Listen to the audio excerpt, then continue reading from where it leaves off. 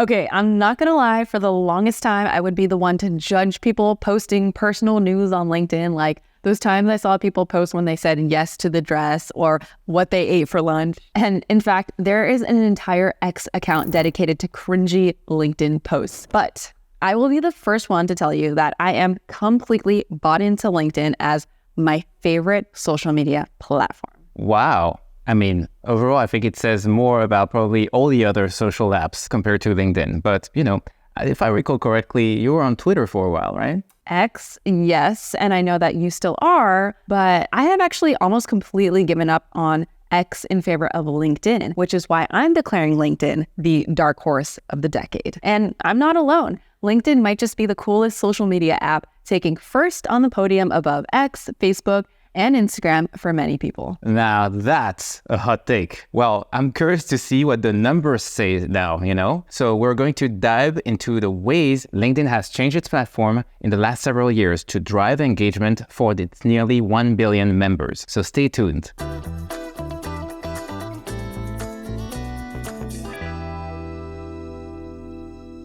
Hi there, I'm Bertrand, and I'm the founder of App Economy Insights. And I am Stephanie, tech veteran, engineer, and creator. The biggest social media platforms all have their niches. Twitter is for arguing with strangers. Instagram is for showing off the best of your 500 selfies. Facebook is for keeping track of people's birthdays. And LinkedIn is for updating the obligatory professional profile when you're looking for a job and then receiving constant emails prompting you to congratulate someone on their work anniversary.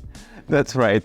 And don't forget the random salesperson who might reach out to you saying something like, I see you have 2 arms and 2 legs, so I would like to add you to my network. But now it's become much more. I myself have gone from occasional LinkedIn poster to daily active user, and I've actually seen pretty solid growth and positive metrics. It's no surprise that my best performing post in the last year continues to be the Sankey diagrams from you, Bertrand. You're welcome. And yes, that's exactly what led us to collaborating and starting a channel together. So there you have it. Gotta love it. Others are finding success on LinkedIn as a personal marketing tool. I mean, when platinum EDM artists like the Chainsmokers are using LinkedIn to talk about their venture capital arm and music business, or Snoop Dogg is using it to talk about, well, the million businesses that he's in, record label, venture capital, cannabis, and his own cereal brand at Walmart. They all recognize LinkedIn's value as a place to grow their brand and business. LinkedIn has come a long way from the purely professional social networking site it started as. So LinkedIn launched in 2003, co-founded by big-time VC and serial entrepreneur Reid Hoffman to connect professionals from all industries using the internet. By its first year, it reached 1 million users. In 2005, LinkedIn introduced their first foray into making real revenue, a premium subscription service that gave users more control over the site's search features.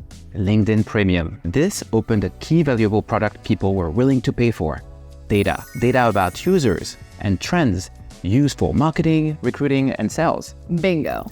Enter Jeff Weiner, their new CEO in 2009, who revamped the platform and acquired companies numerous times like lynda.com and Pulse until they went public in 2011. In 2016, Microsoft bought LinkedIn for $26 billion in an all-cash transaction. I was a shareholder in LinkedIn at the time and confident it would become a much larger company. So of course, I was very disappointed by the acquisition since it took it away from my portfolio. And now LinkedIn is just a small piece of a much larger company with no way to directly invest in them. Yeah, and turns out you were right because the registered total users have grown significantly to over 950 million. And while they don't share their daily or monthly active users, it was estimated to be 460 million in March 2023. Revenue has steadily been growing over the last 6 years. LinkedIn's revenue rose to 15 billion in Q4 FY23, almost triple what it had been 5 years earlier. And for comparison, Twitter made less than 5 billion in revenue in 2022.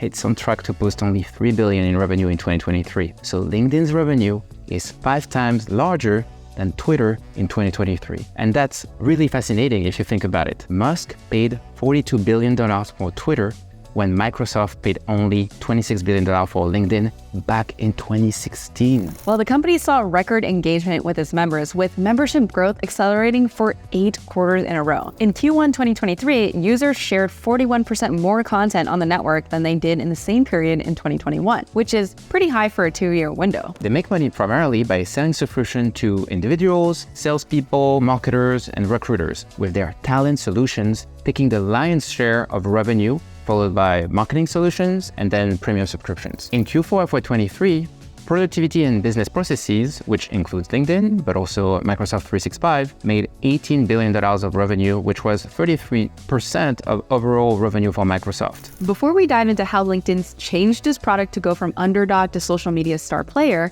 be sure to hit that subscribe button so we can keep bringing you content and help you on your tech, business, and investing journey.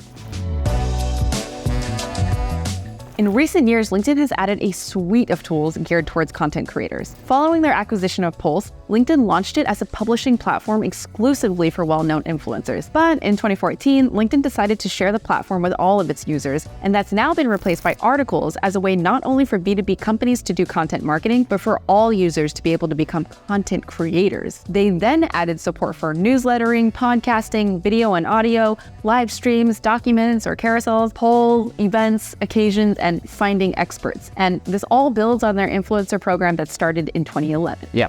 In 2021, LinkedIn launched Creator Mode. This was an effort to make LinkedIn a place for more than looking for a new job or generating leads. Now, people can develop professional brands and become thought leaders, just like influencers do on other platforms. It took a couple of years for them to iron out the kinks. See, some people don't like how Creator Mode reduces incoming connection invites, but it's been revolutionary for those who had grown a solid network on LinkedIn but wanted to level up as an industry thought leader or influencer. And in October of 2022, they rebranded the influencer program to LinkedIn Top Voices, which is an invite-only program featuring a global group of experts. They cover a range of topics across the professional world, helping members uncover valuable knowledge relevant to them. Today, people on LinkedIn are using the Top Voice badge to signify their legitness in a domain and how influential they are in a space like future of work, AI, diversity and equity and inclusion, and trust me, people in my network are really proud of it. Like, I'm starting to see LinkedIn Top Voice on bios everywhere. So, I know it's become somewhat of a cool stamp of approval. And honestly, it looks like they took a page out of Forbes 30 Under 30 book. That's right. So for anyone at home who doesn't know what that is, Forbes 30 Under 30 was born in 2011 to promote young visionaries who had transcended their sectors. They get nominees trying to get on this prestigious list of 30 people under 30 years old in categories like retail, e-commerce, healthcare, consumer tech, marketing, advertising, and sports. And to be honest, it's kind of a genius marketing tactic. While Forbes capitalizes on the wealth and status, privilege, influence, celebrity, and self-interest of the winners to promote Forbes itself, LinkedIn Top Voices capitalize on the status, thought leadership, influence, and tsunami of content created on its very own platform, LinkedIn. Yes, and Forbes has 3 kinds of revenue: advertising, subscriptions, and brand extensions, like conferences and brand licensing deals. The company expects its subscription revenue to decelerate over the next few years,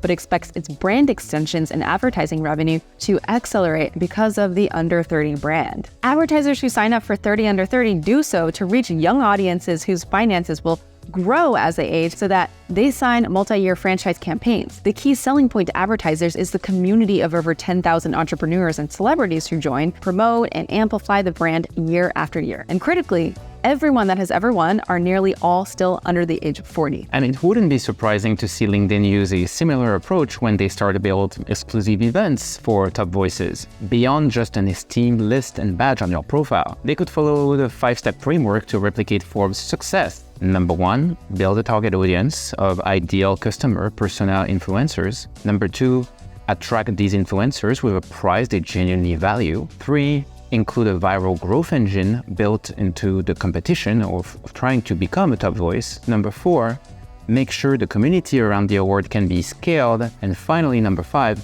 tailor their content marketing strategy around exclusivity. Not gonna lie, I've applied to Forbes 30 Under 30 and was pretty down not to get it after spending weeks on the application. But that disappointment eventually faded when I realized that winning isn't really proof or a precursor of success. But the fact that I tried so hard to apply and was sad not to get it, well, that's proof right there that their marketing was a success. Outside of product development efforts, LinkedIn has also been benefiting from upheavals elsewhere in the social media landscape. Instagram and TikTok have caused frustration with their constant changes in their algorithms, user experiences, and operating rules. Growth tactics that worked a year or 6 months ago that led to success no longer work today. Unlike Instagram and Facebook, LinkedIn doesn't dramatically tweak its algorithm when new products go live. Yeah, and it has provided users, myself included, with more steady and expected growth. Meta's competition from TikTok has altered not just the kind of content it prioritizes on its services, short video, but also the algorithmic priorities for its main feed, interests, not friends. Personal sharing has moved to ephemeral or semi-private spaces such as stories, posts that disappear within 24 hours, or direct messages. Meanwhile, X has become unpredictable, changing its rules overnight. And after Musk open sourced the source code, people took notes of the massive amounts of changes. Likes and retweets were weighed less in the algorithm.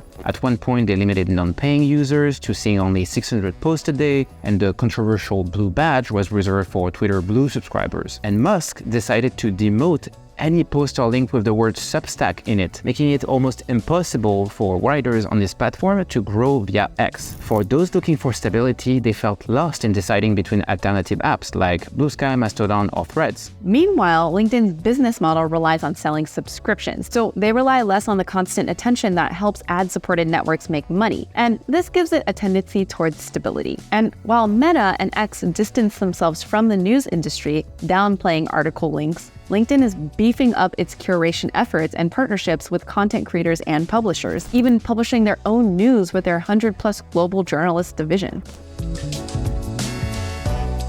The pandemic was also a major boost in LinkedIn's engagement. During the pandemic, people became more comfortable posting about their personal lives, when many were blurring the lines between work and play while doing their jobs from home and balancing responsibilities like childcare. The pandemic was also an awakening for workers who realized they needed professional identities separate from their employers to open the door to new financial opportunities and even side hustles. Likewise, when companies started to cut thousands of workers, including long-timers and managers, they turned to LinkedIn to share their experiences, find community and opportunities, and even add that open to work badge to their profile pictures. As people continue to switch roles at work or take on entirely new careers, posting started to seem more necessary. Just when the pandemic started, Gen Z entered the job market. According to LinkedIn data, 72% of Gen Zers are considering quitting their jobs, and in 2022, they were changing jobs at a rate of 134% higher than they were in 2019. They are an empowered generation with big ambitions,